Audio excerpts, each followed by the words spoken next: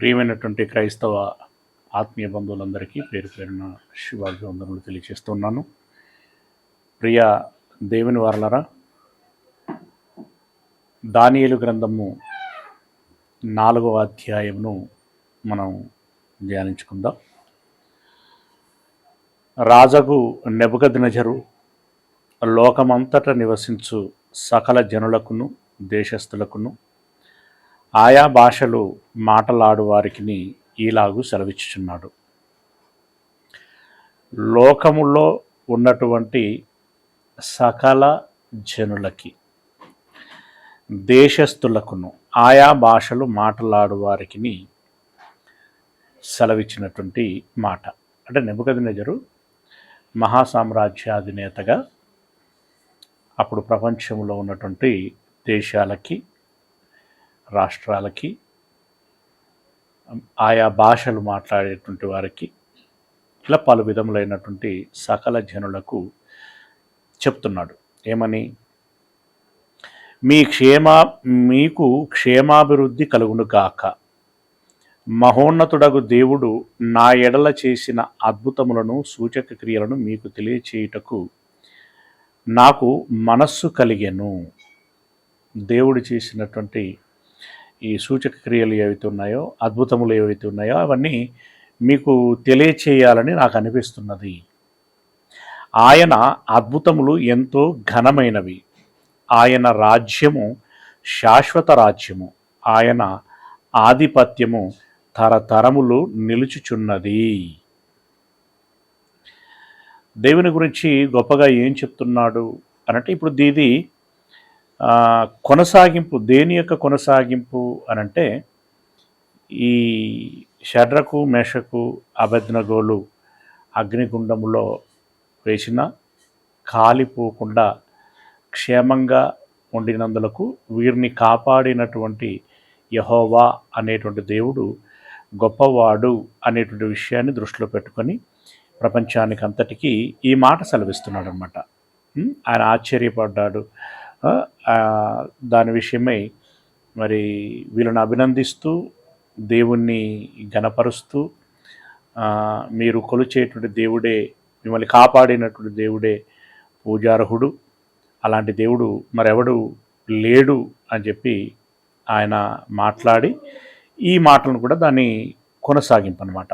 ఈ కొనసాగింపులో 3వ వచనంలో ఆయన సూచక క్రియలు ఎంతో బ్రహ్మాండమైనవి, ఆయన అద్భుతములు ఎంతో ఘనమైనవి, ఆయన రాజ్యము శాశ్వత రాజ్యము, ఆయన ఆధిపత్యము తరతరములు ఉండును. ఇక్కడ వాడినటువంటి పదాలు చాలా గంభీరమైనటువంటివి. ఆయన సూచక్రియలు బ్రహ్మాండమైనవి అన్నాడు, అద్భుతములు ఘనమైనవి అని అన్నాడు, ఆయన రాజ్యం శాశ్వతమైనటువంటివి. బ్రహ్మాండమైనవి, ఘనమైనవి, శాశ్వతమైనటువంటి రాజ్యము. ఆయన ఆధిపత్యము తరతరములు ఉండును. అంటే ఇక ఒక విధంగా చెప్పాలంటే ఎల్లకాలము ఉండును ఆయన ఆధిపత్యము అని. అప్పటికి ఆయన ఏదైతే ఫీల్ అయ్యాడో, ఎమోషన్ అయ్యాడో, దాన్ని బట్టి అతడు పలికినటువంటి మాటలు ఇవి. ఓకేనా? యాక్చువల్గా ఇక్కడ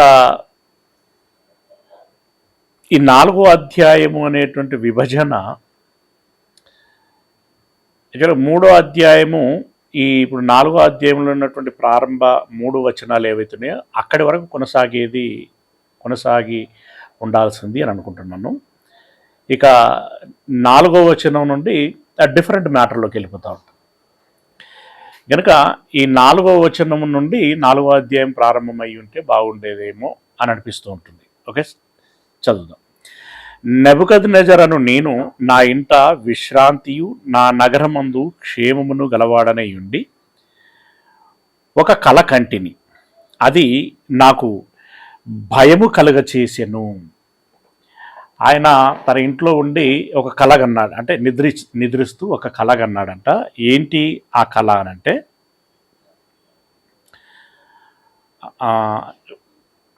కల కన్నాడు. కళ అతనికి ఏ విధమైనటువంటి అనుభవాన్ని ఇచ్చింది అని అంటున్నాడు అంటే భయము కలగ చేసింది, కలత పెట్టింది. అంటే ఇది వరకు ఆయనకి 4 మహాసామ్రాజ్యాలకు సంబంధించినటువంటి ఒక కళ వచ్చింది. అప్పుడు కూడా భయపడ్డాడు, రాత్రంతా నిద్రపోలేదు. ఆ రకమైనటువంటి అనుభవం ఏదైతే ఉందో ఒక విధంగా అలాంటి అనుభవమే ఈ కళ ద్వారా కూడా వచ్చింది. కలతపడ్డాడు. కావున ఆ స్వప్న భావం నాకు తెలియజేయుటకై బబులోను జ్ఞానులందరినీ నా ఎదుటికి పిలువనంపవలనని ఆజ్ఞ ఇచ్చి తిని. మరలా యాజ్ యూజువల్గా తాను కన్నటువంటి కళ ఏదైతుందో దాని భావాన్ని తెలుసుకోవాలి అని చెప్పి ఈ జ్ఞానులను వీళ్ళందరినీ వాళ్ళ దృష్టిలో అప్పుడు జ్ఞానులు అంటే ఈ భవిష్యత్తును చెప్పేటువంటి వారు, అలాగే జోష్యం చెప్పేటువంటి వారు, అలాగే సోదె చెప్పేటువంటి వారు, ఇంకా రకరకాలైనటువంటి ఉంటాయి కదా. ఈ విభాగానికి సంబంధించినటువంటి వారిని అందరినీ అప్పుడు జ్ఞానులుగా ఏం చేయటువంటి వారు. ఇక్కడ లిస్ట్ ఇచ్చారు చూడండి ఎవరెవరు అనేటువంటిది. ఆజ్ఞనిచ్చి తిని శకునగాండ్రను, అలాగే గారడి విద్య గలవారును, కల్దీయులను, జ్యోతిష్యులను నా సన్నిధికి రాగా నేను కనిన కలను వారితో చెప్పి తిని గాని వారు దాని భావము నాకు తెలుపలేకపోయిరి అని అన్నాడు. ఇక్కడ నెబుకద్నెజర్ గారికి ఉండాల్సినటువంటి తెలివి అని అంటాను నేను. ఏంటి ఆ తెలివి అని అంటే, ఇదివరకు కళ కనినప్పుడు ఆ కళ ఏంటో, కళ భావం ఏంటో నాకు చెప్పాలి అని చెప్పి ఈ బృందానికి చెప్పడం జరిగింది. వారు మీరు కళ చెబితే కానీ దాని భావం చెప్పలేము అని చెప్పారు. చాలా డిస్కషన్ జరిగింది. చంపుతాను అని కూడా నెబుకద్నెజరు హుకుం జారీ చేశాడు. అలాంటి తరుణంలో దానియేలు గారు వచ్చి రాజుగారికి పడినటువంటి కళ ఏంటో చెప్పాడు, ఆ కళ భావం ఏంటో చెప్పాడు. అప్పుడు రాజుగారు నిజంగా ఇతడు దైవాత్మ కలిగినటువంటి వాడు అని భావించి సాష్టాంగపడ్డాడు కూడా. అంటే మిగిలినటువంటి వారికి దానియేలు గారికి ఉన్నటువంటి ప్రత్యేకత, తేడా ఏంటి అనేటువంటిది ఆయనకు సుస్పష్టంగా తెలుసు. తెలిసినప్పుడు మరలా వీరిని అందరినీ పిలిపించి వారిని అడగటం కంటే ఒక మాట దానియేలునే నేరుగా అడిగి ఉంటే సమస్య పరిష్కారం అయిపోతుంది కదా. అంటే విషయము తెలుస్తుంది కదా. ఇదొకటి. ఇక రెండవ విషయం ఏంటంటే, మొదటి కళలో కళ కూడా మర్చిపోయాడు ఆయన. ఇప్పుడు ఇక్కడ కళ జ్ఞాపకం ఉంది, కానీ దాని భావం ఏంటి అనేటువంటిదే అతనికి అర్థం కానటువంటి పరిస్థితి ఉంది. పోనీ ఇప్పుడు కళ చెబుతున్నాడు కదా, మరి కళ భావమైన వీరు చెబుతారా అని మనం ఆలోచిస్తే ఇక్కడ ఉన్నటువంటి మాట ఏంటో చూద్దాం. వారితో చెప్పి తిని కాను వారి దాని భావమును నాకు తెలుపలేకపోయిరి. కళ చెప్పినా కూడా దాని భావాన్ని చెప్పలేకపోయారట. ఇదేంటి, ఇది మనకు ఆశ్చర్యాన్ని కలిగించేటువంటి విషయం. మరి కళ చెప్పినా దాని భావం చెప్పలేనటువంటి దీన పరిస్థితిలో ఉన్నటువంటి వీరిని అసలు ఇన్ని రోజులు ఎందుకు పెట్టుకున్నాడు, ఏం చెప్పించుకున్నాడు, ఎందుకు పోషిస్తున్నాడు, ఏంటి అనేటువంటిది ఇక్కడ ఒక ప్రశ్నార్థకంగా మిగులుతుంది. మేబీ నేను అనుకుంటున్నాను అది వరకు అతనికి సాధారణమైనటువంటి కళలు వచ్చేటువంటివి. సాధారణమైనటువంటి కళలు వస్తే వాళ్ళకు తోచినటువంటి భావం ఏదో చెప్పేటువంటి వారు. అందులో అయ్యేటివి అవుతాయి, కానివి కావు, అవి పెద్ద ప్రమాణంలోనికి వచ్చి ఉండేటివి కావు అని అనుకుంటున్నాను. కానీ ఇప్పుడు దానియేలును మహాసామ్రాజ్యాధినేతగా లేపటం, ఈ ఇశ్రాయేలీలని యూదులని చెరపట్టించటం, ఇప్పటి నుండి మరీ ప్రత్యేకముగా ఇప్పుడు ఈ నెబుకద్నెజరు దేవుని చేతిలో వాడబడుచున్నటువంటి ఒక పాత్ర. కాబట్టి అతడి విషయంలో చేయబడేటువంటి ఆలోచనలు కానీ, నిర్ణయాలు కానీ, కార్యక్రమాలు కానీ ఇదివరకటి కంటే భిన్నముగా ఉంటాయి. గనుక దానిని దృష్టిలో పెట్టుకొని ఇతనికి కళలు, కొన్ని విషయాలు తెలియచేసేటువంటి ప్రయత్నం చేస్తుంటాడు దేవుడు.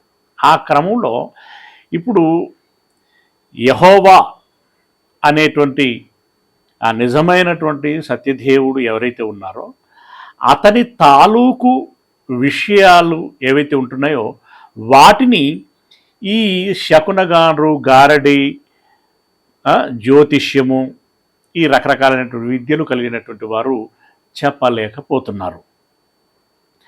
కడపట బెల్తెషాజరును నా దేవత పేరును బట్టి బిరుదు పొందిన బిరుదట.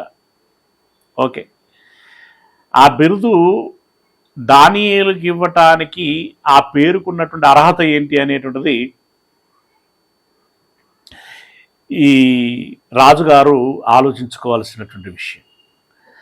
తన దేవత పేరట ఉన్నటువంటి బెల్తెషాజరు. ఇప్పుడు దానియేలు గారు యెహోవా పేరట, యెహోవా నామమును బట్టి వచ్చేటువంటి అర్థపూరితమైనటువంటి పేరు అతడు పెట్టుకున్నాడు, లేకుంటే వాళ్ళ తల్లిదండ్రులు పెట్టారు. అది ఉంది. అది కాదని ఇతడు ఎక్కువలకు పోయి ఏం చేశాడు? మా దేశంలో ఉంటున్నాడు కాబట్టి, మా ప్రభుత్వంలో ఉంటున్నాడు కాబట్టి, మా హాయము కాబట్టి, మమ్మల్ని ఆశీర్వదించినటువంటి మా దేవీ దేవతల యొక్క పేర్లు అర్థం వచ్చేటువంటి విధంగా పెట్టాలి అని భావించి బెల్తెషాజరు అని పెట్టాడు. కానీ ఎప్పుడైతే ఈయనకు కళాభావం చెప్పజేయాలన్నటువంటి జనులు నా దేశంలో ఉన్నారు అని ఎరిగాడు, యెహోవా భక్తుడిగా ఉన్నటువంటి దానియేలు గారు ఈ భావాన్ని చెప్పారు అని ఎప్పుడైతే తెలిసిందో ఆయన వెంటనే ఈ బెల్తెషాజరు అనేటువంటి పేరును నేను రద్దుపరుస్తున్నాను, నువ్వు ఇదివరకటికి ఏ పేరుతోనైతే పిలువబడుచున్నావో అదే అధికారిక పేరుగా మరి మేము కూడా భావిస్తాము, మిమ్మల్ని అలాగే పిలుస్తాము అని చెప్పి ఆయన ప్రకటించాలి. అసలు యాక్చువల్గా ఆ పేరును రద్దు చేయాలి, గెజిట్లో చేర్చాలి కదా. గనుక సరే, ఇక ఆ విషయం పక్కకు పెడితే బెల్తెషాజరును నా దేవత పేరును బట్టి బిరుదు పొందిన దానియేలను వాడు నా ఎదుటికి వచ్చెను, పరిశుద్ధ దేవతల ఆత్మ అతని యందు ఉండెను. అంటే సంథింగ్, అంటే ఇప్పుడు ఇతడు సేవించేటువంటి దేవుని యొక్క ఆత్మ అతని మీద ఉన్నది అనేటువంటి అతనికి తెలుసు, కానీ కాకపోతే క్లారిటీగా తెలియదు. ఈయన ఏమనుకుంటున్నాడంటే చాలామంది దేవుళ్ళు మా దేశంలో మాకు ఇన్ని రకాల దేవుళ్ళు ఉన్నట్టుగానే దానియేలు గారికి వాళ్ళ దేశంలో వాళ్ళకు రకరకాల దేవుళ్ళు ఉండి ఉంటారు, అందులో గొప్ప దేవుడు యెహోవాతో పాటు చాలామంది దేవుళ్ళు ఉన్నారు అనేటువంటి ఆ భావన ఆయనలో ఉంది. దాన్ని బట్టి అతడు చెప్తున్నటువంటి మాట, పరిశుద్ధ దేవతల ఆత్మ అతని యందు ఉండెను, కావున నేను అతనికి నా కలను చెప్పి తిని. ఎట్లనగా శకునగాండ్ర అధిపత్యగు బెల్తెషాజరు, ఈ పేరు చూడండి, ఈ బిరుదులు ఏవి బాగలేవు. ఇప్పుడు పేరు బాగలేదు బెల్తెషాజరు, పైగా ఇతనికి పోస్టింగ్ అట ఏంటట, శకునగాండ్ర అధిపతి అట. ఈ శకునగాండ్ర ఎవరు? వాళ్ళకు ఉన్నటువంటి అదొక డిపార్ట్మెంటు, దానికి ఒక విద్య, దానికి ఒక కళ, వీళ్లకు దానియేలు లీడర్. అటానికి ఎట్లుంటుందంటే తొట్టి గ్యాంగ్ని పెట్టుకొని వాళ్ళకు నాయకత్వం వహిస్తున్నట్టుగా ఉండదు. చాలా ఇరిటేట్ కలిగించేటువంటి విషయం. అయినా ఓపికతో దానియేలు గారు భరించారు. శకునగాండ్ర అధిపత్యగు బెల్తెషాజరు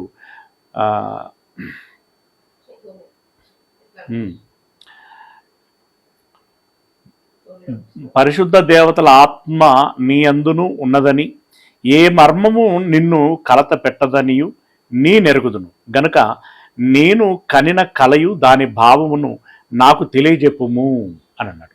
అంటే కళ ఏంటో చెప్పి, ఇక నీకు ఏ మర్మము దాచబడి ఉండదు, అది నువ్వు చెప్పగలవు అని నేను ఎరుగుచున్నాను, కాబట్టి దయచేసి నా కళ యొక్క భావాన్ని చెప్పుము అని చెప్పి దానియేలుకు చెప్పాడు. దయచేసి అనేటువంటి పదం లేదు, బట్ వాడటానికి అర్హుడే.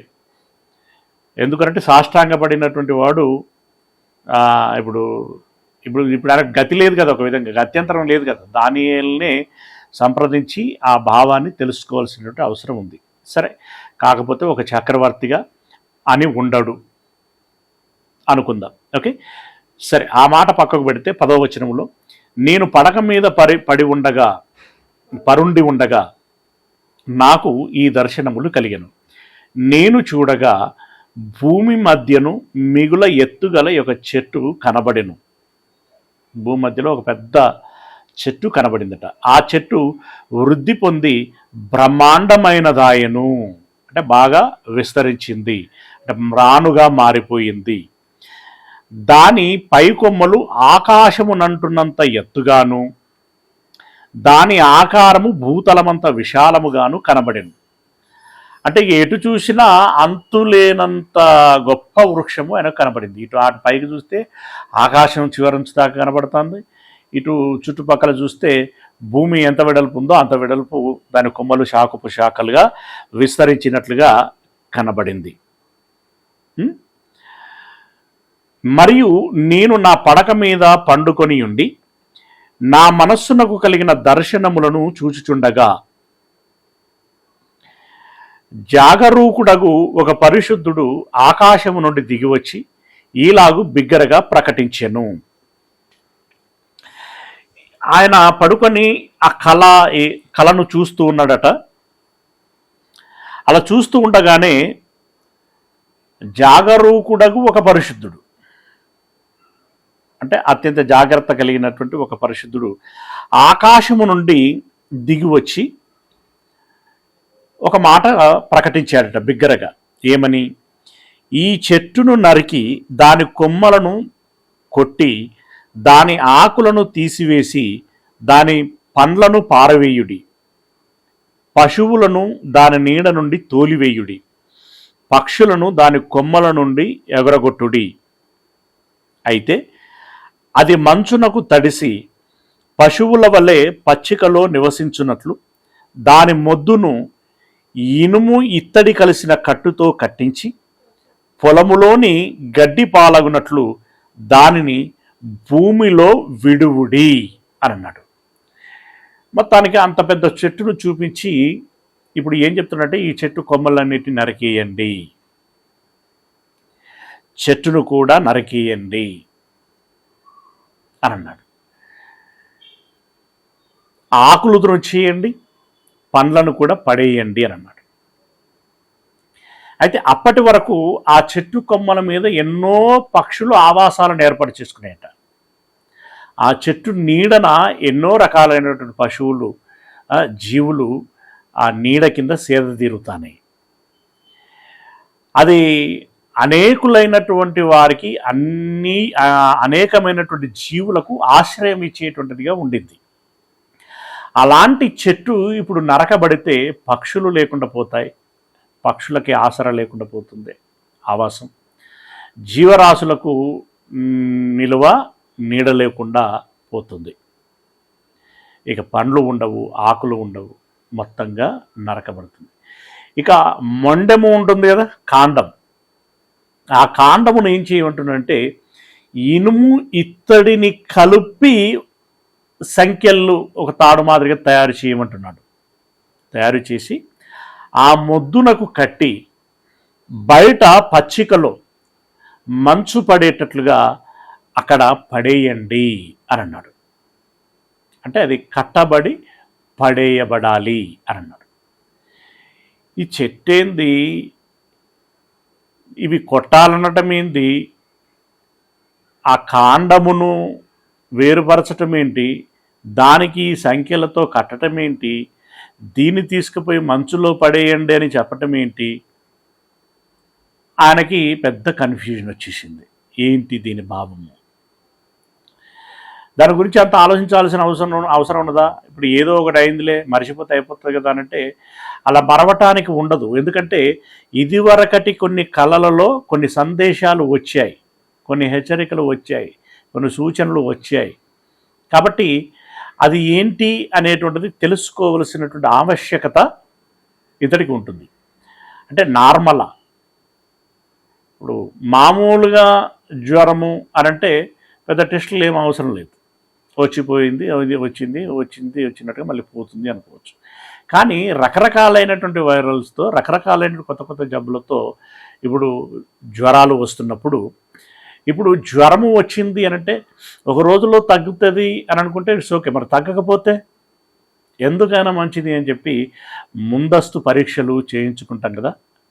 ముందస్తు పరీక్షలు చేయించుకున్న తర్వాత ఏమి లేదు, నార్మలే, పోతుందిలే అన్న సిమ్టమ్స్ ఉంటే ఇట్స్ ఓకే. కానీ ఇది సమస్య ఉన్నది అంటే పరిష్కరించుకోవడానికి అవకాశం ఏర్పడుతుంది. ఇప్పుడు ఇది కూడా ఎందుకైనా దీని భావం ఏంటో తెలుసుకునేటువంటి ప్రయత్నం చేస్తే ఆ భావాన్ని బట్టి మనం ఏమైనా చేయాల్సి ఉంటుందా, ఏమైనా జాగ్రత్త పడాల్సి ఉంటుందా, లేకుంటే ఏమీ ఉండదా అనేటువంటి ఒక నిర్ణయము తీసుకోవచ్చు అనేటువంటి ఉద్దేశంతో ఇప్పుడు ఈ కళను దానియేలు గారికి చెప్పారు. 16వ వచనం, 7 కాలం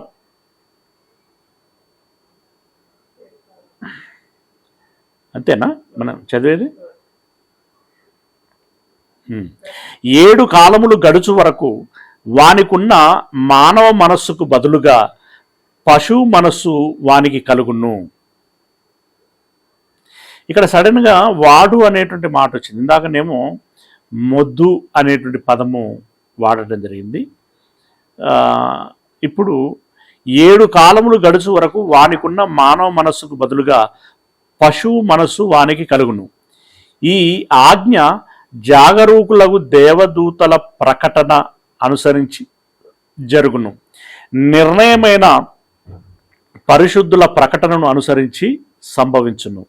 మహోన్నతుడగు దేవుడు మానవుల రాజ్యములపైని అధికారి అయ్యుండి తానెవరికి అనుగ్రహింప నిశ్చయించునో వారికి అనుగ్రహించుననియు ఆయా రాజ్యము పైన అత్యల్ప మనుష్యులను ఆయన నియమించి ఉన్నాడనియు మనుషులందరూ తెలుసుకున్నట్లు ఈలాగు జరిగెను అని ఆ జాగరూకుడైనటువంటి దేవదూత చివరిలో ఈ మాటలు చెప్పాడు. మొద్దును తీసుకెళ్ళి బయట పచ్చికలో గడ్డిలో పడేయమని చెప్పాడు. చెప్పిన తర్వాత ఇక 7 కాలములు వచ్చు వరకు వానికున్న మనస్సునకు బదులుగా పశువు మనస్సు వానికి కలుగును. ఇక్కడ వాడేవాడు అనేటువంటి పెద్ద ట్విస్ట్. ఇప్పుడు దానియేలు గారికి అదొక, నెబుకద్నెజరుకి అదొక క్వశ్చన్. రెండవది ఏమంటున్నాడంటే ఈ ఆజ్ఞ జాగరూకులకు దేవదూతల ప్రకటనను అనుసరించి, అంటే ఇప్పుడు నాబోటి వాడి ప్రకటన అనుసరించి అని దాని అర్థం. అక్కడ ప్రకటిస్తున్నది దేవదూత కనుక సంభవించును. మహోన్నతుడగు దేవుడు మానవుల రాజ్యముపైని అధికారి అయి ఉండి తానెవరికి ఆ రాజ్యమును అనుగ్రహింప నిశ్చయించునో వారికి అనుగ్రహించుననియు ఆయా రాజ్యము పైన అత్యల్ప మనుష్యులను ఆయన నియమించుచున్నాడనియు మనుషులందరూ తెలుసుకున్నట్లు ఈలాగు జరుగును. అంటే జాగరూకత కలిగినటువంటి దేవదూత లేదా దేవదూతలు ఏదైతే ప్రకటిస్తారో ఆ ప్రకటన అనుసరించి ఇది జరుగుతుంది.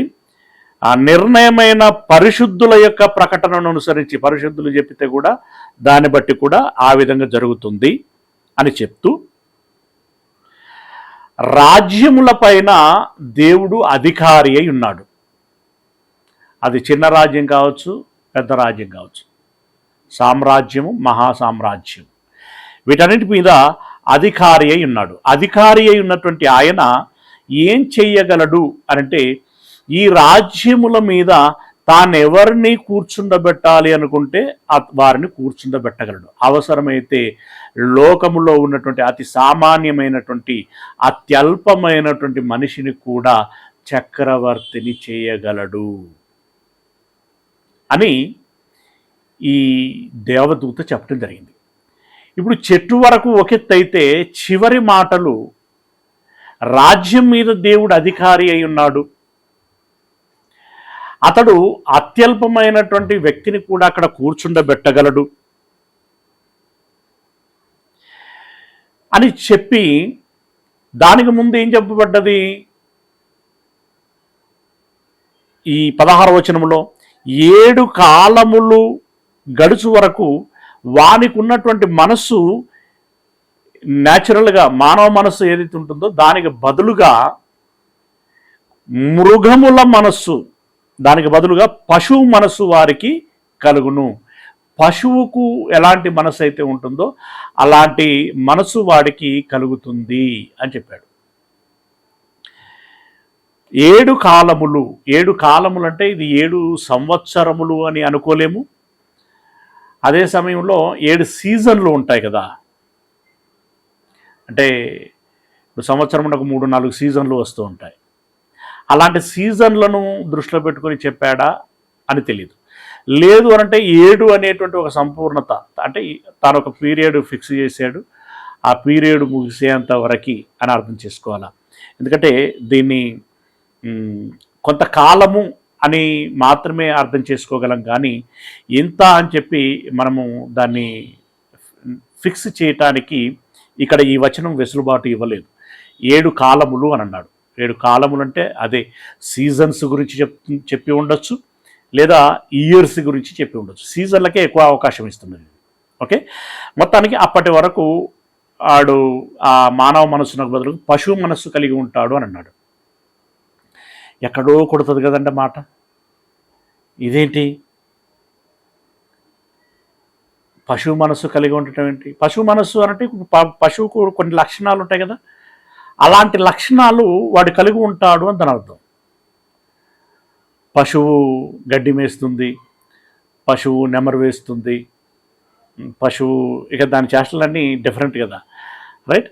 అలాంటి మనస్సు ఈ వ్యక్తికి లేదా ఈ రాజుకు వస్తుంది అన్నట్టుగా ఉండేసరికి ఈయనకి ఇంకింత భయమేసి ఇప్పుడు నెబుకద్నెజర్కి చెప్తున్నాడు అనమాట. 18వ వచనం, బెల్తషాజరు నెబుకద్నెజరును నాకు కలిగిన దర్శనము ఇదే, నీవు తప్ప నా రాజ్యములో మరి ఏ జ్ఞానియు దాని భావము నాకు చెప్పనేరడు. ఎందుకంటే గత అనుభవం నాకు నేర్పింది. నీ యందు పరిశుద్ధ దేవతల ఆత్మ ఉన్నది గనుక నీవే దానిని చెప్ప సమర్థుడ వంటిని. పరిశుద్ధ దేవతల ఆత్మ ఉన్నది గనక నీవే దానిని చెప్ప సమర్థుడవని అంటిని. అందుకు బెల్తషాజరును దానియేలు 1 గంట సేపు అతి విస్మయమునంది మనసునందు కలవరపడగా. ఓకే, ఈ కళ చెప్పి దానియేలు గారికి నెబుకద్నెజరు ఏమన్నారంటే, ఇక నువ్వు తప్ప ఈ కళ భావాన్ని ఎవరు చెప్పలేరు, నీవే ఈ పరిశుద్ధ దేవతల ఆత్మ కలిగి ఉన్నటువంటి వాడవు అని చెప్పి విన్నపించుకున్నాడు. దానియేలు గారికి అది వెంటనే తెలిసిపోయినట్టున్నది. తెలిసిపోయి విచారవదనంతో ఉన్నాడనమాట. విచారవదనంతో ఉంటే రాజుగారికి ఇంకాస్త భయం వేసింది. ఎందుకు అలా ఒకసారిగా విచారంలోకి వెళ్ళిపోయాడు?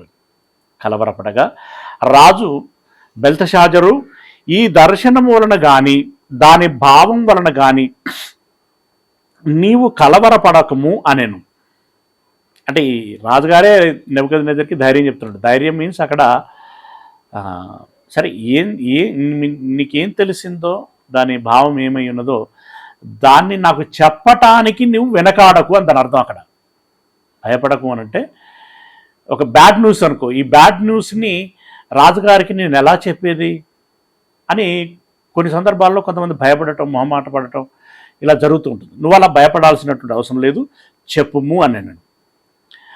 అంతటా బెల్తషాజరు, నా ఏలినవాడా, ఈ దర్శన ఫలము తమరిని ద్వేషించు వారికి కలుగును గాక,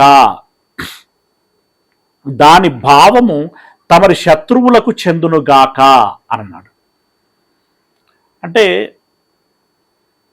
ఇప్పుడు ఒక ప్రమాదపూరితమైనటువంటి భావం అందులో దాగి ఉన్నదని దానియేలు గారు ఎరిగి నెబుకద్నెజరుని ఒక విధంగా అనునయిస్తూ ఓదారుస్తూ, అంటే ఓదార్చడం అనకంటే ఒక ధైర్యం ఇస్తూ, ఇకపోతే నెబుకద్నెజర్కి ఒక ఫేవర్గా ఒక మాట అంటున్నాడు. ఏమని? ఇది మీకు కాకుండా, అంటే రాజుగారి పట్ల ఉన్నటువంటి అభిమానం అనుకోవచ్చు, ప్రేమ అనుకోవచ్చు, మంచితనం అని అనుకోవచ్చు, ఇవి ఏవైనా కావచ్చు. దానిని బట్టి ఇది నీకు సంభవించకుండా నిన్ను ద్వేషించేటువంటి వారు ఉంటారు కదా, నువ్వంటే పడనటువంటి వారు ఉంటారు కదా, వారికి కలుగును గాక, నీ శత్రువులకు సంభవించును గాక అని దానియేలు గారు అన్నారు. తాము చూచిన చెట్టు వృద్ధి నొంది బ్రహ్మాండమైనదాయను, దాని కొమ్మలు ఆకాశమునంటున్నంత ఎత్తుగాను, దాని ఆకారం భూతలమంత విశాలముగాను ఉండెను. దాని ఆకులు సొగసుగాను, దాని పండ్లు విస్తారములుగాను కనబడెను. అందులో సమస్త జీవకోట్లకు చాలినంత ఆహారము ఉండెను. దాని నీడను అడవి జంతువులు పండుకొనెను, దాని కొమ్మలలో ఆకాశ పక్షులు కూర్చుండెను కదా. అంటే ఇప్పుడు దానియేలు గారికి ఏదైతే కనబడిందో దానంతటిని మళ్ళీ ఇక్కడ నెబుకద్నెజర్ గారికి కనబడింది, దానియేలు గారు మరొకసారి రివీల్ చేశాడు. అంటే ఆ మహావృక్షం ఇంత విస్తారంగా ఉండేటువంటిది, ఇన్ని ఫలాలను ఇచ్చేటువంటిది, ఇన్ని జీవరాశులకు అది ఆహారమునిచ్చేటువంటిది, ఆవాసంగా ఉండేటువంటిది అని చెప్పాడు. రాజా, ఆ చెట్టు నిన్ను సూచించుచున్నది. ఆ చెట్టు ఎవరో కాదయ్యా, నువ్వు ఒక మహాసామ్రాజ్యాన్ని తయారు చేశావు, భూమి అందంతటా విస్తరించలాగా. అలా ఒక మహావృక్షం మాదిరిగా నువ్వు ఎదిగావు. రైట్, మహావృక్షం మాదిరిగా నువ్వు ఎదిగావు. రాజా, ఆ చెట్టు నిన్ను సూచించుచున్నది. నీవు వృద్ధి పొంది మహాబలము గలవాడవైతివి. నీ ప్రభావము వృద్ధి నొంది ఆకాశమంతా ఎత్తాయను. నీ ప్రభుత్వము లోకమంతటా వ్యాపించి ఉన్నది. అంటే ఆ చెట్టు విస్తరించినట్టుగా నువ్వు విస్తరించావు అని చెప్పాడు. చెట్టును నరుకుము, దాని నాశనము చేయుము, గాని దాని మొద్దును భూమిలో ఉండనీయుడి. ఇనుము ఇత్తడి కలిసిన కట్టుతో 7 కాలములు గడుచు వరకు పొలములోని పచ్చికలో దాన్ని కట్టించి ఆకాశ మంచుకు తడవనిచ్చి పశువులతో పాలు పొందనిమ్మని జాగరూకుడగు ఒక పరిశుద్ధుడు పరలోకములో నుండి దిగివచ్చి ప్రకటించుట నీవు వింటివి కదా. దానియేలు గారు, నెబుకద్నెజర్ గారు తన కళను చెప్పాడు. దీన్ని ఇంకా కొంచెం విడమరిచి దానియేలు గారు చెప్పారు. ఆ చెట్టు నువ్వే అని చెప్పి, ఇప్పుడు అది నరకబడితే ఇనుము ఇతడితో కలపబడినటువంటి సంఖ్యలతో కట్టబడి పశువులతో పాలు పొందులాగున పచ్చికలో గడ్డిలో పడవేయమని చెప్పటము నువ్వు వింటివి కదా అని అన్నాడు. రాజా, ఈ దర్శన భావమేమనగా, సర్వోన్నతుడగు దేవుడు రాజగు నా ఏలిన వాని గూర్చి చేసిన తీర్మానమేదనగా. అంటే దేవుడు ఒక తీర్మానం తీర్చేశాడట, అంటే ఒక నిర్ణయం చేసేసాడు. ఏమిటి ఆ తీర్మానము అనంటే, తమ యొద్ద ఉండకుండా మనుషులు నిన్ను తరుముదురు. ఇది మరీ విచిత్రం, ఆశ్చర్యకరమైనటువంటి విషయం. ఒక మాటతో ఒక రాజ్యాన్ని, ఒక దేశాన్ని కదిలించగలిగేటువంటి వాడు నెబుకద్నెజర్. అలాంటి శక్తి కలిగినటువంటి పొజిషన్లో ఉన్నటువంటి రాజుగారు ఏమవుతాడట అనంటే, ప్రజల చేత తరమబడతాడట. ఇది మరి విస్తుగొలిపే, వింత కలిగించేటువంటి విషయం. నిన్ను తరుముదురు, నీవు అడవి జంతువుల మధ్య నివాసం చేయుచు పశువుల వలె గడ్డి తినెదవు. ఆకాశమంచు నీ మీద పడి నిన్ను తడుపును.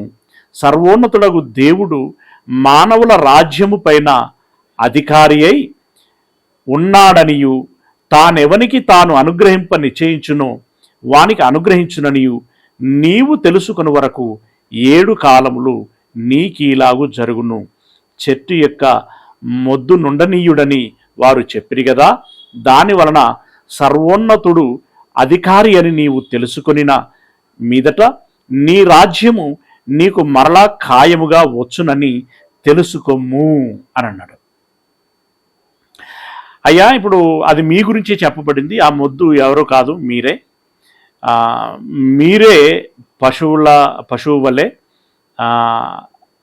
ఆ మైదానములో ఆ గడ్డిలో ఉండి పశువులు గడ్డి మేసినట్లుగా నువ్వు గడ్డి మేస్తావు. అదేవిధంగా నీ మీద మంచు కురుస్తుంది, ప్రజల చేత తరమబడతావు, అడవిలోనికి వెళుతావు, పశువులతో పాటు నీవు గడ్డి మేస్తూ బ్రతుకుతావు. నీ మీద అన్నిటి మీద మంచు కురిసినట్టుగానే నీ మీద కూడా మంచు కురుస్తుంది. అంటే నిలవ నీడ కూడా నీకు ఉండదు. అలాంటి పరిస్థితుల్లోనికి నీవు వెళుతావు. ఎందుకు మరి ఈ రకంగా దేవుడు నిర్ణయించాడు అనంటే, దేవుడు రాజ్యము మీద ఎవరిని నిలబెట్టాలనుకుంటాడో వాడు మాత్రమే నిలవగలడు అని తెలియబడులాగున 7 కాలముల వరకు దేవుడు నీకు ఈ విధమైనటువంటి ఏర్పాటు చేశాడు అని చెప్పాడు.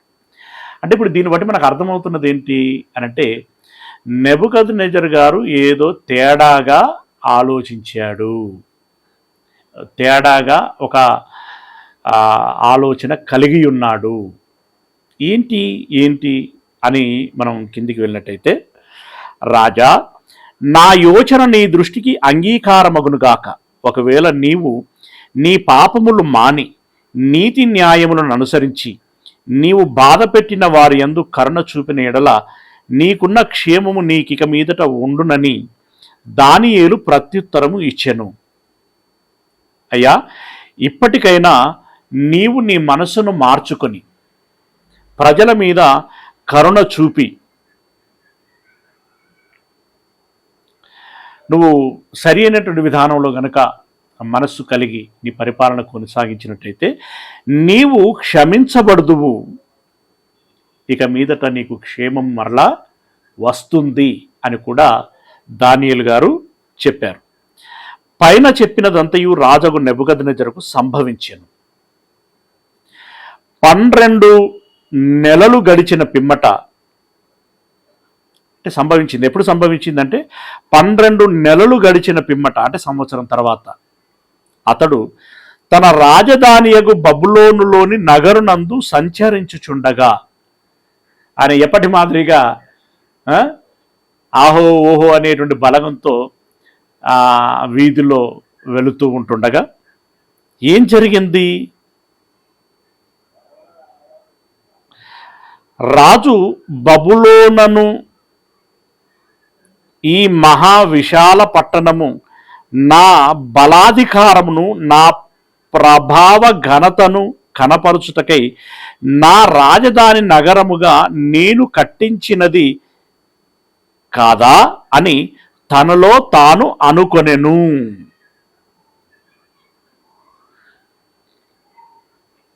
అంటే ఇప్పుడు చక్రవర్తి అయిపోయేసరికి అనేక దేశాల నుండి సుంకం వస్తుంది కదా, విస్తారమైన ధనం పోగవుతుంది.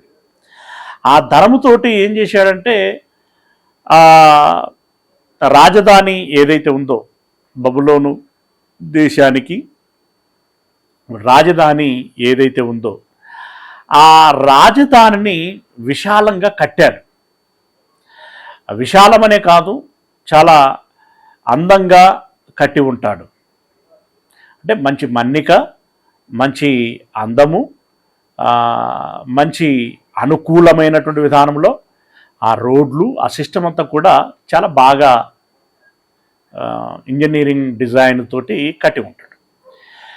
అయితే ఈ కట్టినటువంటి ఆయన ఒకరోజు ఆ దారిలో వెళ్తూ వాటన్నిటిని చూసుకుంటూ, వావ్, ఒకప్పుడు ఈ పట్టణం ఎలాగుండే, ఇప్పుడు ఈ పట్టణం ఎంత అభివృద్ధి నొందింది, ఇంత అభివృద్ధి నొందటానికి గల కారణం నా బలమే కదా, అలాగే నా ప్రభావమే కదా, నా అధికారమును బట్టే, నా బల అధికారమును బట్టే ఇదంతా సాధ్యమైంది. ఈ పట్టణం ఈరోజు ఇలా ఉండింది అంటే అది నా గొప్పతనము అన్నట్లుగా భావించాడనమాట ఆయన. నా గొప్పతనము అన్నట్లుగా భావించటం మూలంగా ఏం జరిగింది? 31వ వచనం, రాజు నోట ఈ మాట ఉండగా ఆకాశము నుండి ఒక శబ్దం వచ్చెను. ఇది ఒక విధంగా ఇదివరకటికి వచ్చినటువంటి నిద్రలో వచ్చాయి. ఇప్పుడు ఇది మెలకువలో వచ్చినటువంటి శబ్దం. ఏమని? రాజుకు నెబుకద్నెజరు, ఇదే నీకు ప్రకటన.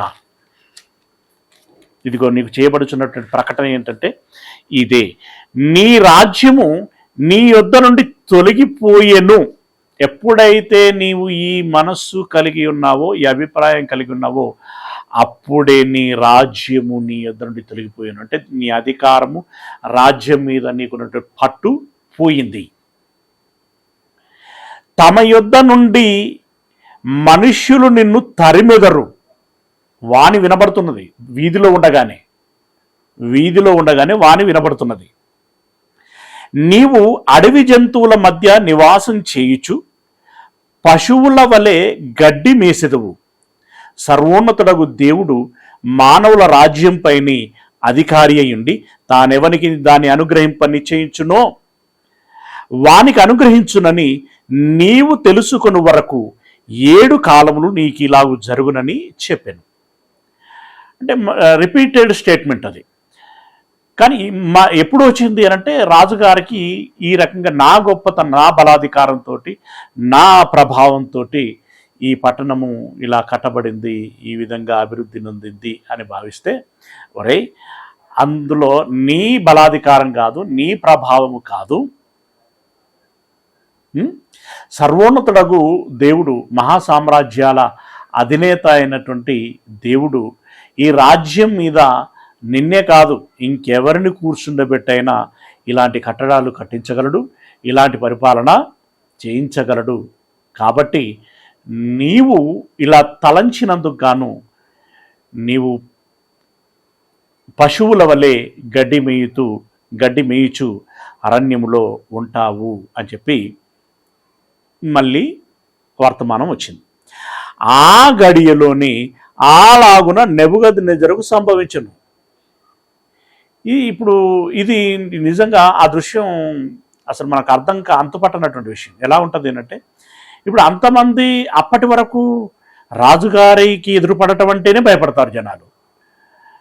రాజుగారు వస్తున్నారంటే అందరు పక్కకు తొలుగుతారు, రాజుగారు వస్తున్నారంటే అందరూ మౌనంగా ఉంటారు, భయపడుతూ ఉంటారు.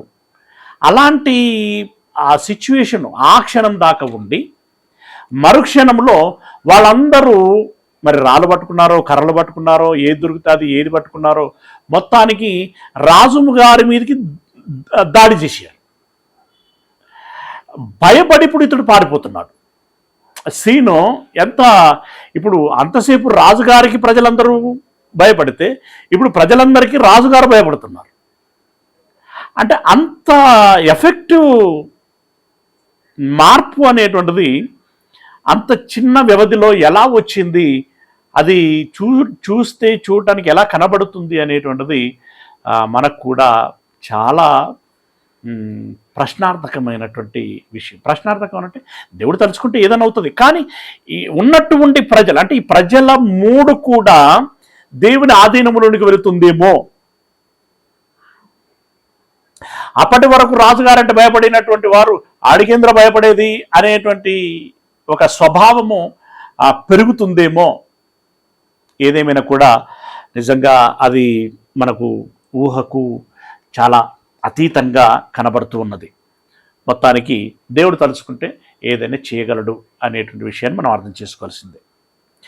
ఆ గడియలోనే అలాగున నెబుకద్నెజరుకు సంభవించెను. మానవులలో నుండి అతన్ని తరిమిరి, అతడు పశువుల వలె గడ్డి మేసెను. ఆకాశం మంచు అతని దేహమును తడపగా అతని తల వెంట్రుకలు పక్షిరాజు రెక్కల వంటివి, అతని గోళ్ళు పక్షుల రెక్కల వంటివి ఆయను. తల వెంట్రుకలు పక్షి ఈకల వలె అయింది అని అంటే, ఇంకా మెల్లిగా ఈ వెంట్రుకలన్నీ మంచు కురియటం మూలంగా అట్టలు కట్టుకుపోయి ఉండుంటాయి అనేటువంటి విధంగా మనకు అర్థమవుతుంది. గోళ్ళు పెరిగాయట. గోళ్ళు కూడా తీసుకోలేనటువంటి విధంలో ఉన్నాడా అని అంటే అవును అనేటువంటి విధంగా మనకు అర్థమిస్తున్నది. గోళ్ళు కూడా తీసుకోలేకపోయాడు. అతని గోళ్ళు పక్షుల గోళ్ళ వంటివి ఆయను. ఆ కాలము గడిచిన పిమ్మట నెబుకద్నెజరును నేను మరల మానవ బుద్ధి గలవాడనై, ఆ కాలము గడిచిన పిమ్మట నెబుకద్నెజరును నేను మరల మానవ బుద్ధి గలవాడనై నా కండ్లు ఆకాశము తట్టు ఎత్తి చిరంజీవి అన్నాడట. రాజుగారు ఆకాశం వైపు చూసుకుంటా చిరంజీవి అంటే దాని అర్థం ఏంటి? ఎల్లప్పుడూ ఉండువాడా. చిరంజీవియు సర్వోన్నతుడునగు దేవుణ్ణి స్తోత్రం చేసి ఘనపరిచి స్తుతించి తిని. పశువు వలె ప్రవర్తించినటువంటి ఆయనకి మరల మానవ బుద్ధి, మానవ మనస్సు వచ్చేసరికి ఒకసారిగా ఆయన రూపాన్ని ఆయన చూసుకొని నేను ఇన్ని రోజులు ఏం చేశాను, ఎక్కడ ఉన్నాను, ఏం తిన్నాను, ఏం ఇట్లా బతికాను అనేటువంటిది మళ్ళీ స్పృహలోనికి వచ్చేసింది అనమాట. అంటే ఈ పశువు వల్లే గడ్డి మేయటానికి అరణ్యంలోనికి వెళ్ళినటువంటి విషయంలో కొంత కాన్షియస్ ఉంటే ఉండొచ్చు, అబ్నార్మల్. కానీ ఇట్లా ఎందుకు అయింది, ఇంత అచేతనమైన స్థితిలోనికి ఎందుకు వచ్చాను, నేను ఇలా ఎందుకు ఎలా ఎలా ఎలా ప్రవర్తిస్తున్నాను, ఇలా ఎందుకు ప్రవర్తిస్తున్నాను? అరే నేను ఉండాల్సింది కోటలో కదా, భోంచేయాల్సింది రాజభోజనం కదా, ఈ అడవిలోకి రావటం ఏంటి, ఈ గడ్డి మేయటం ఏంటి? అయినా ఇప్పుడు నేను ఇక్కడ నుండి వెళ్ళిపోవచ్చు కదా, వెళ్ళలేకపోతున్నానేంటి? ఇలా ఎన్ని సవాలక్ష ప్రశ్నలతో ఆయన సతమతమై ఉంటాడు. దానిలో నుండి పూర్తి స్పృహలోనికి వచ్చేసరికి మళ్ళీ కళ, దాని భావం అవన్నీ కూడా మళ్ళీ పూర్ణంగా జ్ఞాపకంలోకి వస్తాయి కదా. ఆ జ్ఞాపకంలోనికి రావటాన్ని బట్టి ఇది దేవుని ఆధీనములో జరిగినటువంటి విషయము. ఎందుకు అనంటే నాకు ఒక గర్వపుట ఆలోచన వచ్చింది, దాన్ని నా దృష్టికి తీసుకొచ్చి నన్ను సరిచేయటానికి దేవుడు ఈ రకమైనటువంటి శిక్షను నాకు విధించాడు అని అర్థం చేసుకోగలిగినటువంటి వాడై దేవుడు చిరంజీవి అని సర్వోన్నతుడగు దేవునికి స్తోత్రం చేసి గణపరిచి స్తుతించి తిని, ఆయన ఆధిపత్యము చిరకాలం వరకు, ఆయన రాజ్యము తరతరములకు ఉన్నవి. అప్పటి వరకు నా రాజ్యం అన్నటువంటి ఆయన ఇప్పటి నుండి ఏమంటున్నాడు? దేవుని రాజ్యము అని అంటున్నాడు. భూనివాసులందరూ ఆయన దృష్టికి ఎన్నికకు రానివారు. ఆయన పరలోక సేన ఎడలను భూనివాసుల ఎడలను తన చిత్తము చొప్పున జరిగించువాడు. ఆయన చేయి పట్టుకొని నీవేమి చేయుచున్నావని ఆయనతో చెప్పుటకు ఎవడును సమర్థుడు కాడు. దేవుని చేయబట్టుకొనట, దేవా నువ్వేం చేస్తున్నావు అని ఎవరు అడగలేరు అని అంటున్నాడు. నువ్వేం చేస్తున్నావని రాజును అడగలేనటువంటి పరిస్థితి మామూలుగా కొన్ని సందర్భాలలో ఉంటుంది. ఇప్పుడు రాజులు, ఇక లోకములో ఉన్నటువంటి మనుషులు ఎవరైనా సరే వారు దేవుణ్ణి చేపట్టుకుని నువ్వేం చేయుచున్నావని అడగలేరు. అంటే ఇప్పుడు ఆయన ఇలా చెప్పదలుచుకుంటున్నటువంటి విషయం ఏంటంటే, నాకెందుకు ఇలా చేశావని ఇప్పుడు నేను దేవుణ్ణి అడగలేను అని అంటున్నాడు. అది ఆయన నిర్ణయం, ఆయన అధికారి అయి ఉన్నాడు అని మొత్తానికి కనులు తెరవబడినటువంటి వాడుగా మాట్లాడుచున్నాడు. ఆ సమయమునందు నా బుద్ధి మరల నాకు వచ్చెను. అంటే అంతకుముందు బుద్ధి పోయింది అని, మనిషి బుద్ధి పోయి పశుబుద్ధి వచ్చింది. నా బుద్ధి నాకు వచ్చెను అంటే ఈ బుద్ధి కలగడానికే దేవుడు ఆ కార్యము జరిగించాడు అని. రాజ్య సంబంధమగు ప్రభావమును నా ఘనతయు నా తేజస్సును నాకు కలిగెను. మరలా పూర్వపు స్థితి వచ్చేసింది. ఇది చూస్తూ ఉన్నటువంటి, గమనిస్తున్నటువంటి ప్రజలకు ఇది పెద్ద ఆశ్చర్యకరం. అసలు ఏం జరుగుతోంది రాజ్యంలో, కోటలో, రాజు విషయంలో ఇలా ఎందుకు జరుగుతుంది? గంభీరంగా ఉన్నటువంటి ఆయన పశువు వలె చేష్టలు చేయటం ఏంటి? ఇన్ని రోజులు బయట ఉండటం ఏంటి? ఆ జుట్టు ఏంది, ఆ వాలకం ఏంది, ఆ గోర్లు ఏంది, ఆ పరిస్థితి ఏంది? స్నానం లేదు, శుభ్రత లేదు, వస్త్రధారణ లేదు. ఇప్పుడు మళ్ళీ సడన్గా అవన్నీ పోయాయి. మళ్ళీ చక్కగా రూపురేఖలు, వస్త్రాలు, ఆభరణాలు, శుచి, శుభ్రత అంతా బాగుంది. మళ్ళీ మంచి కాన్షియస్లో ఉన్నాడు, మళ్ళీ విచారణ చేయగలుగుతున్నాడు, మాట్లాడగలుగుతున్నాడు. ఇది చూసినప్పుడు ప్రజలు కూడా చాలా గందరగోళానికి గురై ఉంటారు. ఓకే, మొత్తానికి నా బుద్ధి నాకు వచ్చింది. రాజ్య సంబంధము ప్రభావమును నా ఘనతయు నా తేజస్సును నాకు కలిగను. నా మంత్రులను నా క్రింది అధిపతులను నా యొద్ద ఆలోచన చేయవచ్చిరి.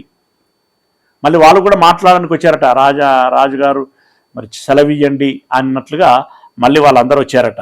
మరి తరమపడుతున్నప్పుడు తరిమేటువంటి బ్యాచ్లో వీళ్ళు కూడా ఉన్నారా మంత్రులు? లేదా చూస్తూ అదేంటి అని చేష్టలు ఉడిగి ఉండిపోయారా? ఇది తెలియదు. మొత్తానికైతే మళ్ళీ రాజుగారిని ఆ ప్రోటోకాల్ ఏదైతే ఉంటుందో ఆ ప్రకారంగా పలకరించడానికి వచ్చారు. నా మంత్రులను నా క్రింది అధిపతులను నా ఎందుకు ఆలోచన చేయవచ్చిరి. నా రాజ్యము నాకు స్థిరపడగా నేను మరీ ఎక్కువగా ఘనత నొందితిని. అది వరకటికి ఉన్నటువంటి పరిస్థితి కంటే ఇంకా ఘనత పేరు సంపాదించాడట.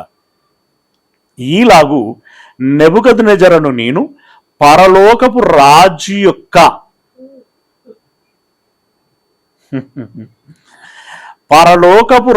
యొక్క కార్యములన్నీ సత్యములను ఆయన మార్గములు న్యాయములనై ఉన్నవనియు గర్వముతో నటించు వారిని ఆయన అనపశక్తి గలవాడనియు ఆయనను స్తుతించుచు కొనియాడుచు గణపరుచుచున్నాను అని అన్నాడు. మొత్తానికి నాకు బుద్ధి వచ్చింది. గర్వంతో ఎవడున్నా కూడా ఆయన గర్వాన్ని అనపగలిగేటువంటి శక్తి గలవాడు ఆయన. నేను ఆయనను స్తుతిస్తున్నాను. పరలోకపు రాజు ఆయన కార్యములన్నీ సత్యములు, ఆయన మార్గములు న్యాయములనై ఉన్నవి. అంటే నాకు ఈరోజు ఈ శిక్ష విధించాడు అంటే దీనికి ఒక కారణం ఉంది అని ఒప్పుకుంటున్నాడు ఆయన. ఏంటి ఆ కారణం అంటే, నేను ఇలా నా మనస్సులో గర్వపడ్డాను. ఆ గర్వమును తీసేయటానికి రాజ్యము నువ్వు సంపాదించుకున్నది కాదు, ఆ సింహాసనము నువ్వు సంపాదించుకున్నది కాదు, దాని మీద అధికారము నీది కాదు, నేను ఇచ్చినవి అని తెలియబడులాగున దేవుడు నా విషయంలో ఈ విధంగా చేశాడు. అలా చేశాడని నేను ఇప్పుడు ఆయన అన్యాయస్తుడు అనను, ఆయన మోసగాడు అని అన్నను, లేకుంటే ఇంకేదో అని చెప్పి అతన్ని దూషించను. అతడు న్యాయవంతుడు, ఆయన కార్యములన్నీ సత్యములే అని నేను ఒప్పుకోగలను అని చెప్పి నెబుకద్నెజరు గారు ఇక్కడ విన్నపించుకుంటున్నారు, లోకానికి వెల్లడి చేస్తున్నారు.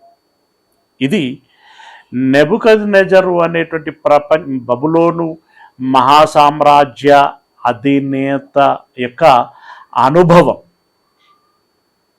దీన్ని బట్టి మనమును అర్థం చేసుకోవాల్సినటువంటి విషయం ఏంటంటే, ఆయన స్థాయికి ఆయనకు ఆ రకంగా పరిస్థితి దేవుడు కలిగించాడు. ఇప్పుడు మనము మన స్థాయిలో గర్వపడేటువంటి పరిస్థితులు ఉంటూ ఉంటాయి. అలా గర్వపడితే మనకు కూడా ఒకవేళ దేవుడు అలాంటి అనుభవాలను ఇవ్వటానికి అవకాశం ఉంటుంది. గనుక నేనేమై ఉన్నానో అది దేవుని దయ వలనే అనేటువంటి విషయాన్ని మనం ఎప్పుడు స్మరణ చేసుకుంటూ ఉండాలి. దేవుడు నాకు తోడై ఉండి ఈ కార్యములు చేయిస్తేనే నేను చేయగలను, లేదంటే నేనేమి చేయలేను, నేను బలహీనుడను అని దేవుని సన్నిధిలో ఆ తగ్గింపు భావన కలిగి ఆ మానసిక స్వభావంతో మాట్లాడగలిగేటువంటి విధంగా మన ప్రవర్తన ఉండాలి. దీనివల్ల మనం నేర్చుకోవాల్సినటువంటి విషయం ఇది, గమనించాల్సినటువంటి విషయం ఇది. అంటే మనల్ని తగ్గించుకోవాలి, ఎప్పుడు కూడా హెచ్చించుకోకూడదు. దేవుడు మనకి ఏ తలాంతుని ఇచ్చి ఏ అవకాశముని ఇస్తే ఆ అవకాశాన్ని బట్టి, ఆ తలాంతును బట్టి మనము ఆ పనులు చేసుకుంటూ వెళతాము. అది మన గొప్పతనం కాదు, దేవుడు అనుగ్రహించినటువంటి కృపావరము అని ఆ భావనతోటి, ఆ చింతనతోటి, ఆ భక్తి కలిగి, ఆ వినయము, ఆ విధేయత కలిగి జీవించాలని నేర్పించేటువంటి సందర్భమే ఇది. గనుక మీరందరూ దీన్ని గమనించి మరి మీరు మీ వ్యక్తిగత జీవితాలలో మీరు మరి ఈ పాఠం ద్వారా నేర్చుకోబడినటువంటి ఆ విషయం ఏదైతే ఉంటున్నదో ఆ విషయాన్ని అనుసరించి మనస్సు కలిగి బ్రతికి దేవుని దృష్టిలో బలా నా మంచి దాసుడా దాసురాలా అనేటువంటి ఒక సాక్ష్యాన్ని సంపాదించుకొని దేవుని చేత హెచ్చించబడేటువంటి వారంగా మనం ఉండాలి తప్ప మనల్ని మనము హెచ్చించుకునేటువంటి ప్రయత్నం చేయకూడదు. మాట తెలుసు కదా, దేవుని బలమైన హస్తము కింద దీన మనసు కలవారై ఉండండి, ఎందుకు తగిన కాలమందు హెచ్చించబడులాగునా అని అన్నాడు. కనుక మనం హెచ్చించబడటానికంటూ ఒక సమయం ఉంటుంది. అంతవరకు మనం ఓపిక కలిగి మనము తగ్గించుకుంటూ మన పనులను మనం బాధ్యతాయుతంగా చేసుకుంటూ పోతే తప్పకుండా ఏదో ఒక సమయాన ఏదో ఒక విషయంలో తప్పకుండా దేవుడు మనల్ని దీవిస్తాడు, హెచ్చిస్తాడు, ఘనపరుస్తాడు. కనుక మీరందరూ అలా దేవుని చేత అభినందనలకు గురై ఆశీర్వాదానికి పాత్రులై అలాంటి గొప్ప స్థితిలో దేవుడు ఉంచేటువంటి ఉన్నతమైనటువంటి స్థితిలో ఘనత కలిగినటువంటి వారుగా ఉండాలని మనసారా కోరుకుంటూ ఈ మాటల్ని ముగిస్తున్నాను. ప్రార్థన చేసుకుందాం. సర్వోన్నతుడైనటువంటి మా దేవుడా, మీ పాదములకు వందనాలు చెల్లిస్తున్నాం మా పరమ తండ్రి. అయ్యా, మీ మాటల్ని ధ్యానించాం. ఈ మాటలు మా అందరి హృదయాలలో భద్రముగా ఉండి ప్రతి క్షణం ప్రతి దినం ఇవి జ్ఞాపకం చేసుకుంటూ అయ్యా ఎలా ఉండకూడదో ఎలా ఉండాలో గమనించుకొని ఉండకూడనటువంటి విధానాన్ని దూరం చేసుకొని ఉండవలసినటువంటి విధానంలో ఉండి మీ కృపకు పాత్రులమై మీ ఆశీర్వాదము నందుకొని మీ ద్వారా మేము ఎదగటానికి సహాయం దయచేయమని వేడుకుంటున్నాం. అయ్యా, ఈ మాటలు విన్నటువంటి ప్రతి బిడ్డను మీరు పేరు పేరున జ్ఞాపకం చేసుకోండి. వారికి కావలసినటువంటి ప్రతి విధమైనటువంటి సహాయ సహకారాలను అనుగ్రహించండి తండ్రి. భవిష్యత్తు కాలం అంతటికి కూడా మీ తోడు నీడను మాకు అనుగ్రహించమని వేడుకుంటూ మమ్మల్ని అందరినీ మీ చేతులకు అప్పగించుకుంటూ మీ ప్రియకుమారుడు ప్రభువునైనటువంటి క్రీస్తు యేసుల వారి మహిమగల పరిశుద్ధ నామమున ప్రార్థించి విన్నపించుకుంటున్నాం మా పరమ తండ్రి. ఆమేన్. మన దేవుని ప్రేమ, యేసయ్య కృప, పరిశుద్ధాత్మిక అన్యోన్య సహవాసము, సహాయము ఈ మాటలు విన్నటువంటి మనందరికీ విన్న మాటలలోని సారాంశము ఏదైతే ఉంటుందో ఆ రకంగా బ్రతకవలసినటువంటి విధానంలో బ్రతికి దేవుని యొక్క ఘనతకు పాత్రము కావాలని ప్రయత్నం చేసేటువంటి ప్రతి వారికి తమ ప్రయత్నం అంతటిలో ఎల్లకాలము తోడై ఉండును కాక. ఆమేన్. అందరికీ వందనాలండి.